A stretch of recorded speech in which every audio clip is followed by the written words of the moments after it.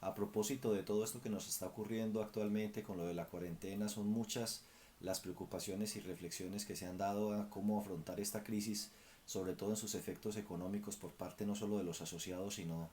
de las entidades, en aras de garantizar que después de que la crisis pase todavía existan cooperativas y fondos de empleados. En ese sentido, pues he querido compartirles algunas reflexiones que tal vez pudieran llegar a serles de utilidad a todos ustedes. Lo primero, pues es que si bien es cierto todos nos afectamos en mayor o menor grado, no todo el mundo va a tener efectos directos sobre sus ingresos familiares. Hay personas que trabajan en empresas que por lo menos por los próximos meses al parecer les van a seguir cancelando su nómina común y corriente y por ende no deberían ser objeto de medidas de alivio de crédito o medidas excepcionales en el tema de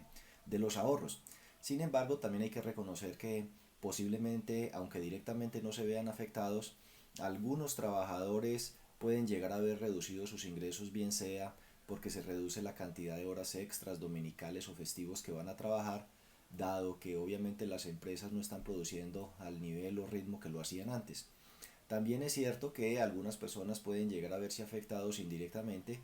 por los familiares, personas que de pronto son independientes o que trabajan en empresas donde sí se van a suspender sus contratos de trabajo. Dicho esto, debemos reconocer que también es cierto que hay mucho de oportunismo y dado que hay tantos anuncios respecto a alivios financieros, prórrogas en los pagos, tanto por parte del gobierno nacional como por parte de políticos y de la misma banca,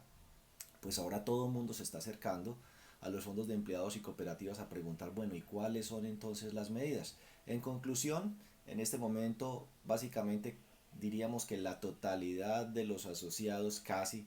están pidiendo que las entidades a las cuales pertenecen saquen algún tipo de medida excepcional o de alivio sobre el tema de los créditos, bien sea que hayan sido afectados o no. Entonces allí cada entidad deberá definir esos programas de alivio a quién van a cubrir, reconociendo que es posible que sea muy difícil distinguir quién sí se afectó y quién no se afectó, así que yo pensaría que en algún momento todos los asociados van a tener derecho a alguna de las medidas o recomendaciones que se den. Entonces, hablemos de varios temas. Hablemos primero sobre qué se podría hacer. Bueno, hay algunas cosas que sinceramente, dado que estamos en una situación excepcional de emergencia, podrían expedirse al amparo de ese estado de emergencia y de excepción decretos con fuerza de ley que de manera temporal y excepcional le permitan a las entidades sobrevivir a esta situación. Hablemos por ejemplo de los ahorros permanentes. Los ahorros permanentes hay muchas entidades que pueden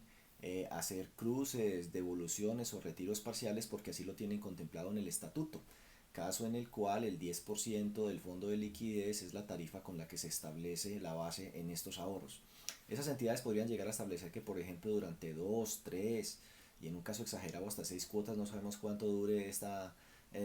crisis, las cuotas de los créditos de sus asociados, al menos 2 o 3, puedan cubrirse con cargo a los ahorros permanentes. Esto haría que las personas no tengan que disponer de su flujo de caja para cubrir las cuotas, la entidad no vea afectada su morosidad y digamos lo que va a suceder es que se va a reducir el saldo de ahorros permanentes, pero eso es preferible a que haya un retiro masivo de asociados o una siniestralidad generalizada de la cartera. También va a haber asociados que, mmm, por ejemplo, no tienen crédito y se ven afectados en sus ingresos. Entonces, pues con ellos también se les podría autorizar retiros parciales de esos ahorros permanentes, entregándoselos en cuotas. Voy a decirle, por ejemplo, durante 3 o durante 6 meses se va a poder retirar hasta el 90% del ahorro permanente en cuotas máximas de 500.000 pesos mensuales o de un salario mínimo mensual y mínimo de 200.000 pesos mensuales hasta durante máximo 6 meses. Es decir, que una persona que tenga, por ejemplo, 5 millones de pesos de ahorro permanente podría retirar 4 millones y medio en 5 retiros mensuales de 500.000 pesos para tener, digamos, como un flujo de caja adicional mensual que le permita cubrir los gastos mientras recupera sus ingresos o estos vuelven a la normalidad. Obviamente, pues eso será preferible a que los asociados sencillamente decidan retirarse en masa para recuperar la totalidad de sus aportes y de sus ahorros y poder cubrir esta situación. El asunto es, ¿y qué pasa con los fondos de empleados y cooperativas que tienen ahorro permanente pero no tienen contemplado el retiro o cruce parcial en sus estatutos. Pues allí lo que necesitamos definitivamente es que el gobierno nacional expida decretos con fuerza de ley que de manera temporal y excepcional, sin necesidad de hacer asambleas, sin necesidad de reformar estatutos, sin tener que subir el fondo de liquidez del 2 al 10%, puedan tomar este tipo de medidas que, como ya les dije, se las repito, cubrir algunas cuotas con cargo al ahorro permanente o permitir el retiro parcial de sus ahorros permanentes para cubrir estas necesidades. También hay fondos de empleados y cooperativas que manejan CDATs y ahorros contractuales cuyo vencimiento no es por estos días. Esas cooperativas y fondos podrían, eso sí por junta directiva, aprobar retiros parciales del ahorro contractual o de los CDATs antes del vencimiento, parciales y pequeños. Voy a colocar un ejemplo: hay una persona que tiene un CDAT de 100 millones, tiene necesidad de plata, pero su CDAT se vence dentro de 90 días. Bueno, podrían autorizarle retiros parciales, por decir algo, de 1 millón, 2 millones de pesos mensualmente durante 2 o 3 meses hasta que le llegue el vencimiento, y allí ya veremos si la persona retira parcialmente el título y renueva otra parte. Bueno, definitivamente eso es lo que se puede hacer con el tema de los ahorros. Ahora pensemos entonces qué se puede hacer con el tema de los créditos. Con el tema de los créditos, pues aquellas entidades que definitivamente no tienen ahorro permanente o no es posible tomar la medida que les he recomendado, tendrían que posponer o aplazar el pago de las cuotas de marzo, abril, mayo hasta junio. Y en junio, por ejemplo, dar la posibilidad de que las personas unifiquen todas sus obligaciones en una sola y la redifieran o la refinancien a largo plazo, inclusive contemplando periodos de gracia durante las 3 primeras cuotas. Eso haría que, por ejemplo, una persona que está pagando 10 billones de pesos al 1%, pues no pagaría la cuota, digamos, de marzo, abril, mayo. Entonces en junio ya no debe 10 millones, si la tasa es el 1%, debería algo así como 10 millones 333 mil. En ese momento esa obligación se recoge, se capitalizan los intereses y se redifiere, pero se coloca que la primera cuota va a ser en septiembre, por ejemplo. Estoy hablando de un ejemplo extremo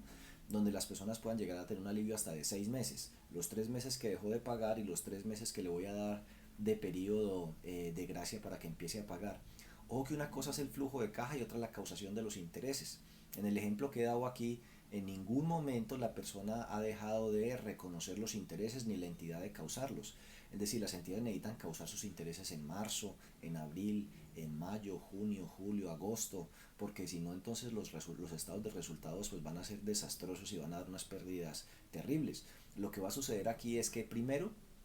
el hecho de que no me pague la cuota de marzo, abril, mayo, junio, julio, agosto, no significa que los intereses no puedan causarse e irse acumulando como cuenta por cobrar para luego rediferirlo. Tampoco lo voy a considerar como un crédito en mora, por ende no debo constituir provisiones ni lo debo calificar mal. Eso no debe considerarse una reestructuración. Ya la Superintendencia de Economía Solidaria expidió la circular externa 11 de 2020, donde contempla este tipo de alivios y este tipo de tratamientos. Bueno, eso por el lado del crédito. Lo que yo no veo muy viable es en este momento pensar en que el crédito va a continuar como si nada, en que vamos a seguir otorgando créditos de 15, 20, 30, 50 millones a largo plazo para vivienda, para vehículo, no.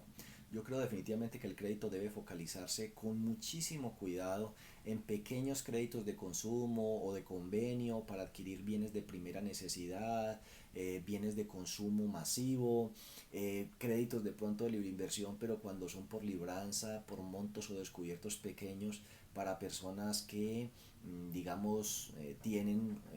su contrato laboral activo y este no se vea interrumpido. Obviamente me preocupan mucho los fondos de empleados donde vinculan, por ejemplo, temporales, y ya tengo conocimiento de varios donde se ha declarado la suspensión de los contratos de trabajo de miles de trabajadores temporales que los próximos meses no van a recibir ingresos. Dígame esos fondos de empleados,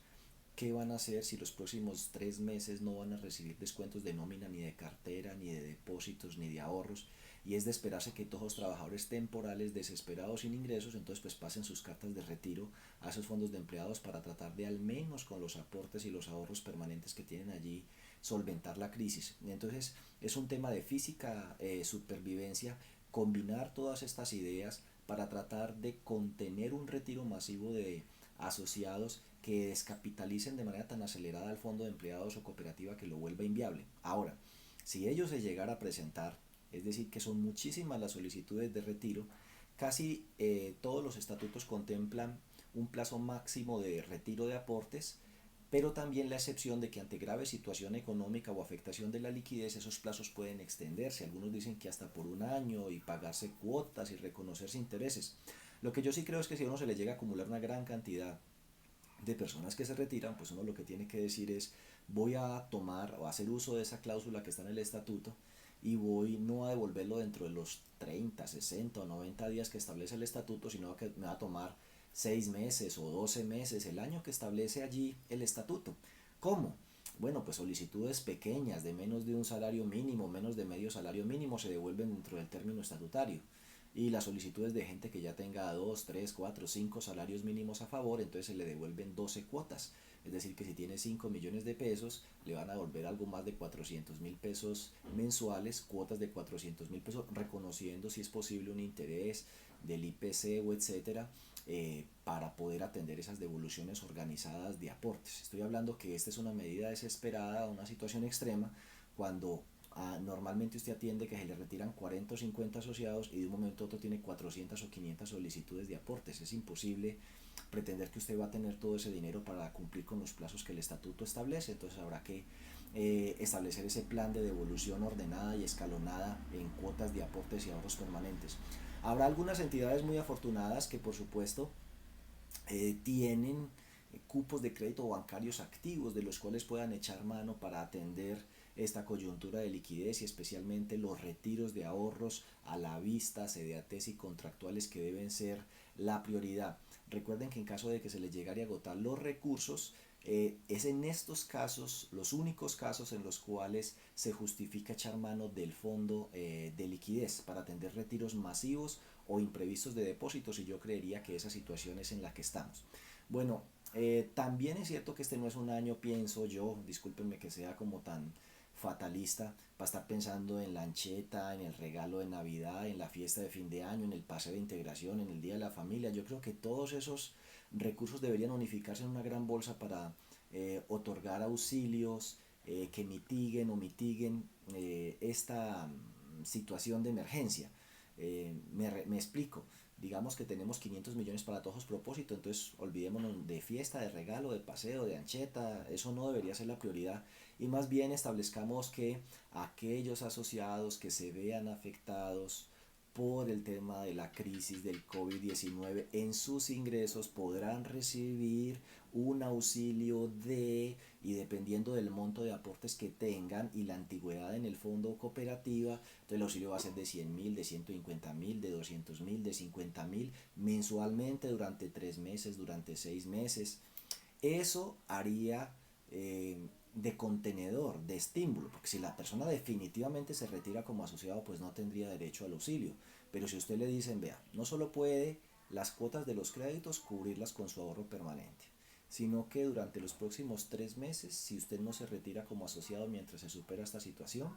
usted va a recibir un auxilio mensual de 100.000 pesos del fondo para cubrir esos gastos o esa disminución de ingresos que usted tuvo. Si eso a uno se lo ofrecen, es posible que uno diga, entonces no me retiro del fondo, porque si se retira del fondo no va a tener derecho a los auxilios. Entonces es una estrategia de supervivencia que podría permitir que las personas tengan un estímulo positivo para permanecer como asociados, porque el primer estímulo o la primera idea que se le viene a la gente ante una situación de emergencia o estrés como en este momento es me retiro del fondo de empleados y de la cooperativa. Y si eso se produce de manera masiva, lo que vamos a tener es una quiebra, y Dios no lo quiera, también un contagio, porque como se quiebren las primeras cooperativas o fondos de empleados, se va a perder la confianza en el modelo, y otras personas que sean asociadas de cooperativas o fondos de empleados podrían decir, el fondo o cooperativa mío también se va a quebrar, yo mejor me retiro. A eso es a lo que queremos apuntarle, a que eso no suceda y que salgamos fortalecidos como modelo de esta crisis y podamos decir que actuamos como paliativo y ayudamos a reducir esos riesgos. Bueno, lo otro, hay un decreto, obviamente, de aislamiento obligatorio en el que se establecen unas excepciones. En la excepción número 26 habla de que no están, digamos, obligados a ese aislamiento obligatorio las personas que trabajan en la prestación de servicios bancarios y financieros. Y entonces ahí viene la gran duda. el sector solidario se entiende como parte de esos servicios financieros y ahí pues hay de todo. Yo pensaría que lo que son cooperativas de ahorro y crédito definitivamente sí, y por ende deberían continuar prestando sus servicios, obviamente con limitaciones y precauciones. Y en el caso de los fondos de empleados y cooperativas, pues cada una tendrá que evaluar qué le conviene más y cómo podría seguir prestando sus servicios y atendiendo estas necesidades. Obviamente el que pueda trabajar desde la casa, trabaja desde la casa. A la hora de atender el público hay mecanismos para disminuir la aglomeración de personas, es decir, establecer un sistema, por ejemplo, de pico y cédula, que los lunes atienden las cédulas 1 y 2, los martes las 3 y 4, los miércoles las 5 y 6, y que solo se trabaja de 8 a 12 y solo asiste personal de atención directa a los asociados para recibir solicitudes, papeles y ese tipo de cosas, y que no vayan todos los trabajadores. Si tengo 6 personas para atender servicio al cliente, pues que el lunes vayan 2, el martes vayan otras 2, el miércoles vayan otras 2. Si es posible y se logra mejor, no sé, otros canales de atención diferentes, mucho mejor para reducir pues la cantidad de personas que están asistiendo a nuestras oficinas. Ahora, ¿qué lecciones nos deja esto?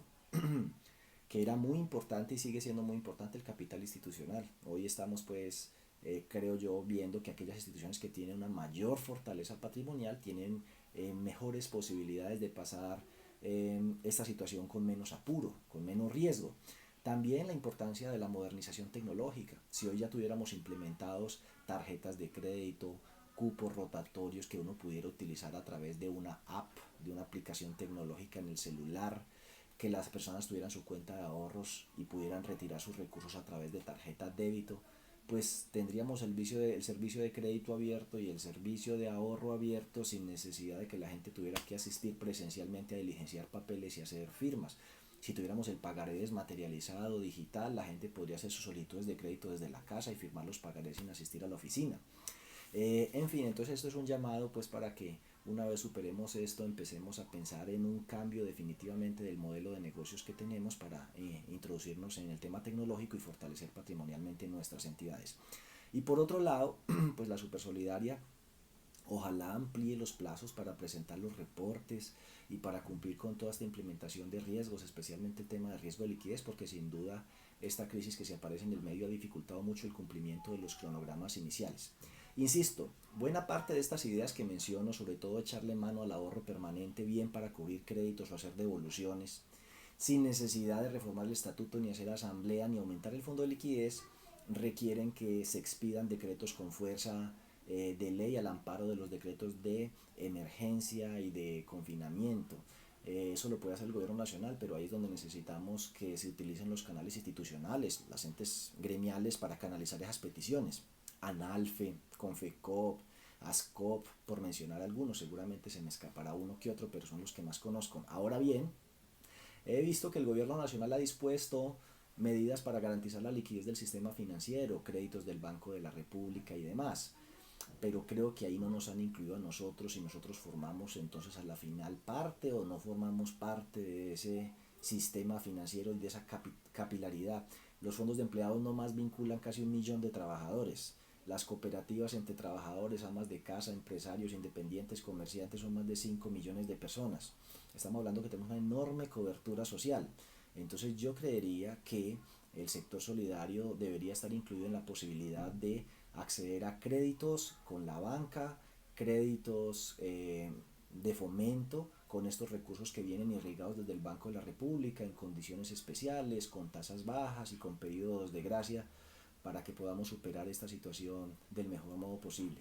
Mientras tanto, pues no queda más que pues desearles que se cuiden mucho, que apliquen todas las medidas y recomendaciones del gobierno nacional para prevenir la propagación de este virus y espero que muy pronto podamos volver a la normalidad y seguir trabajando como siempre. Muchísimas gracias.